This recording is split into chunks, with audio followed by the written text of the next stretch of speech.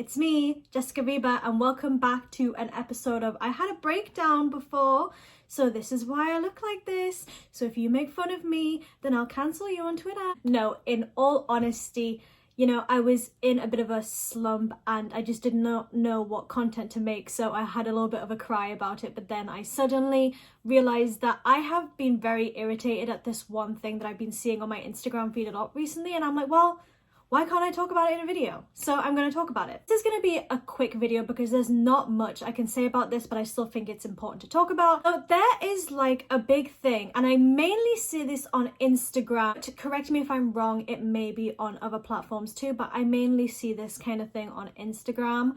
And the thing that I wanted to talk about is these accounts that steal content from creators, more specifically Asian creators, and profit off of Asian pop culture, Asian beauty, and never give them any credit but make money off it. So I've been aware of accounts like this for a long time, and I have always like kind of hate followed this account just so I can complain about it to other people.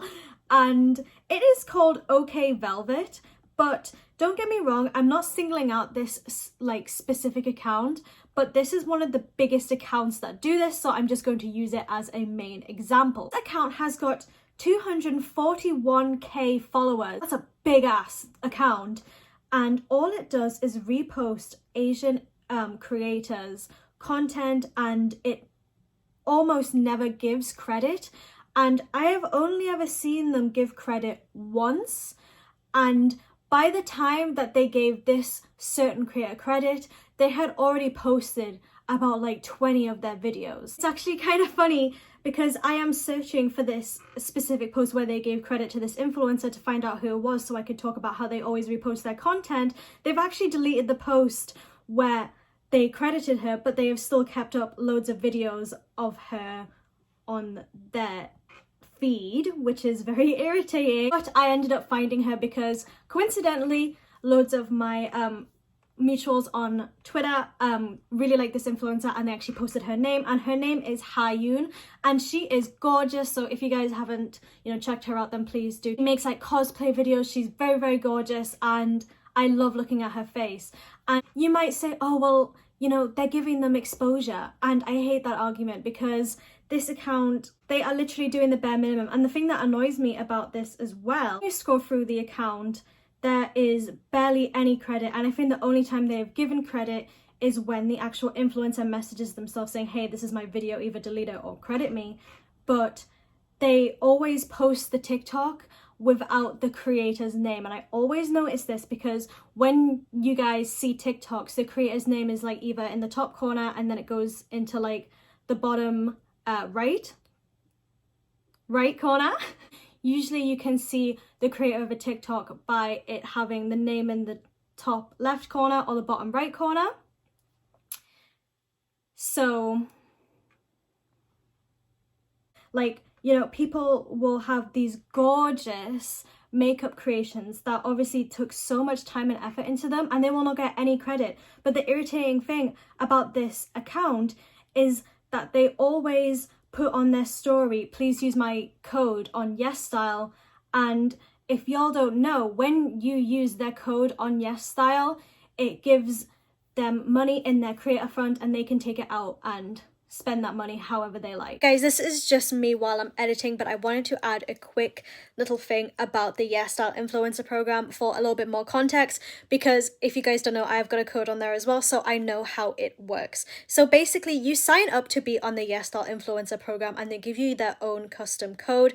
You can like get your own YesStyle code without being like a YesStyle influencer. Like there is like a legit program called the YesStyle influencer program, and usually if you are not under the YesStyle influencer program, you get like this code and it's just like letters and numbers. But if you are actually under the program, you can get your own custom code, and they will send you like $100 vouchers to spend on the store as well. So they will constantly send you vouchers if you are proving that you are sending people to the site. So if people use your code, then you will get vouchers from them to spend in store as well. So they have probably, also got a bunch of free clothes from YesStyle as well because of the way they promote their code on Instagram. So yeah. The other thing that I saw them do on this account is that they would do sponsored shoutouts where they would post someone's selfie and they would say, follow this person. But now when I look back at it, there is absolutely none of that. So it seems like that person paid for their selfie to be on this account to be promoted, and then they deleted it shortly thereafter, which is kind of a bit of a shitty thing to do. For y'all who don't know, influencers charge a lot for sponsored posts, and I have talked about this with, you know, other influencers, and I'm not necessarily against influencers charging a lot for sponsored posts because it just is what it is. But it's the fact that this person would delete the pictures that someone paid to put up there is very, very shady. When you click on the video and you like see who is like tagged or whatever, it will show up with like a bunch of people and you'd think maybe one of them is the person in the video. No. In this video here, it has got 4 tags for 4 different accounts and none of them is the person in this video. And the other 3 are all private accounts. 3 private accounts, which I know are not her because this influencer in specifically I know of and follow on TikTok, and her accounts are not on private because why would her accounts be on private? She's an influencer, you know? I just picked another random one here and it's okay Velvet, these 3 random private accounts. Let's go on this one here. It's okay Velvet and these 3 private accounts, and it's just constantly like this. They constantly post other people's work, more specifically Asian creators' work, and never give them credit, and they are constantly promoting their Yes Style code, which will bring them money, and they would also do these sponsored posts and delete them. So I have a huge issue with this because it is just so unfair to these creators because, like I said, this is reaching an audience of 241k people, and the shitty thing is about the internet is that, you know, people will see this gorgeous person on Instagram and they'll be like, wow, she's so pretty. Maybe they'll go into the tags and be like, oh, I want to follow her. Who is she? And, you know, you can't find them. You can't find them through the account because they're not in the tag. It's just 3 random private accounts and okay Velvet. When you go in the description of the post, it just says, comment your first reaction, follow me for more, and use my code on YesStyle for a discount.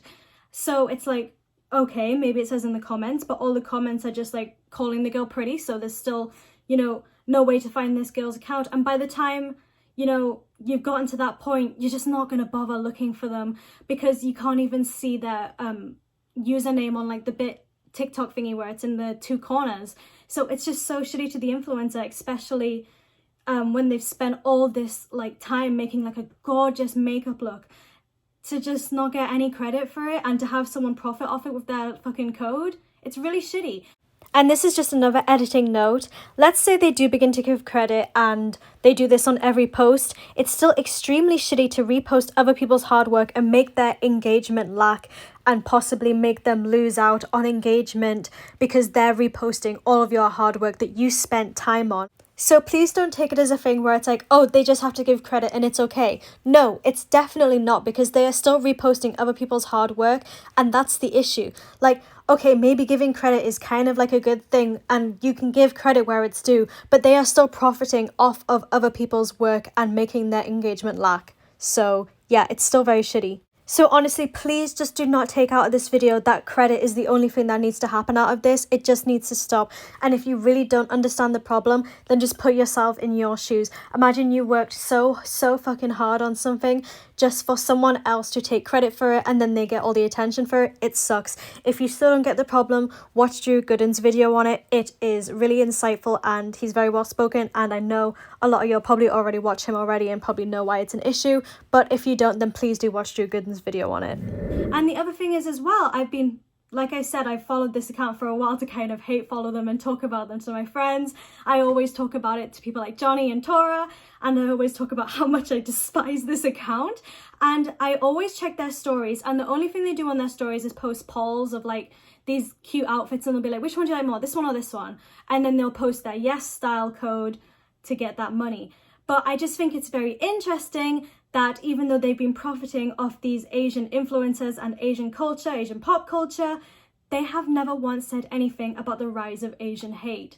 And it's like, so you can profit off of all of this pop culture and all of these gorgeous Asian influencers, But then you can't even talk about the rise of Asian hate, and it's so important right now to spread awareness to it, and all you're doing is posting your yes style code and other people's TikToks. When you just add all of this stuff on, it's like you repost Asian creatives' work and not credit them. You don't even acknowledge the rise in Asian hate that's been going on recently. And, you know, you're using Asian pop culture and Asian creatives for a profit. And it's just really shitty to me. The thing is about this account as well is that I know it's run by a white man, because they have like posted their personal Instagram and say, hey, follow me, this is my personal Instagram. I looked on their account and, you know, maybe they are mixed Asian, but they are a white passing man. So, you know, so then when you find out that, it's kind of even more frustrating when you find out that some white guy is just stealing Asian creatives' content and then not giving any sort of awareness to the Asian hate that's happening recently, and just not giving them any credit. And also, like I said at the start of this video, this is not the only account that does this, and I'm just putting this account as the most like relevant example because I'm constantly seeing it. Even when like I unfollow the account, I like still get it on my recommended, and it's just very, very irritating. And when you go onto my explore page, there are also just similar accounts like these where they repost these Asian creatives TikToks and they never give them credit. I also actually noticed that they posted reels as well, and there is absolutely no excuse to not credit people in the reels, but they have not. They have only done it in about 2 posts. And the irritating thing about this as well is that they still cropped out the TikTok usernames. Like, you cannot see them in the videos at all. Like, for example, on this video here, it is in a vertical format, so you can't even blame Instagram cropping for not showing their usernames. They purposefully zoomed in just so you wouldn't be able to see the username. So I don't get it. Like, you don't even credit them in the description and you crop out their username in the TikTok.